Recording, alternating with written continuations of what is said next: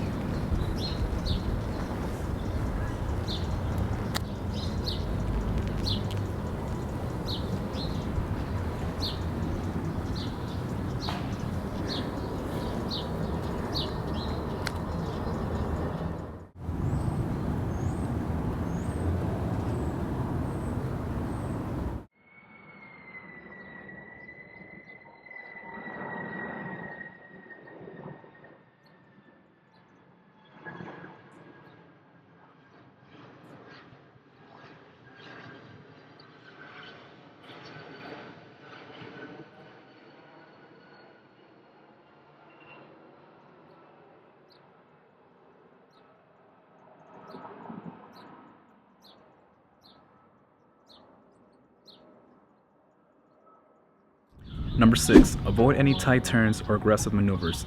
Be gentle and have your passes be smooth and wide to avoid ripping up the grass or compacting the soil. Also change the direction of your passes each time to avoid creating ruts in the same area. Remember, treat your lawn right and it will treat you right. Number 7, leave the clippings in the lawn.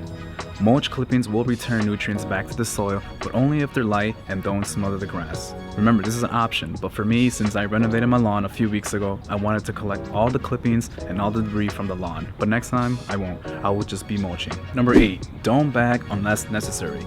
Only bag if the clippings are too big or the lawn is overgrown to prevent any potential fungal diseases. Otherwise, mulching is a healthier option. Number 9, keep off the lawn when wet or newly seeded.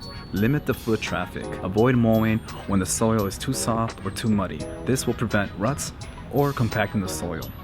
Remember, the new seedlings are just germinating, they're growing. They won't be able to handle the weight and pressure of the lawnmower. Finally, number 10, create a mowing schedule. If you overseeded, that will be around 3 to 4 weeks where you start to mow weekly or as needed, and it's all based on how much you're seeing your grass grow. Well, there you have it, guys. 10 simple steps to mowing your lawn the right way. How are you guys doing? How is your lawn going? I know it's early, it's springtime, but are you guys having any issues? We got to get prepared for the summer. It's going to be a hot one. I have a feeling. If you guys have any questions, comments, leave them below. But with all that being said, thank you guys for watching. Go ahead and like and subscribe. Peace.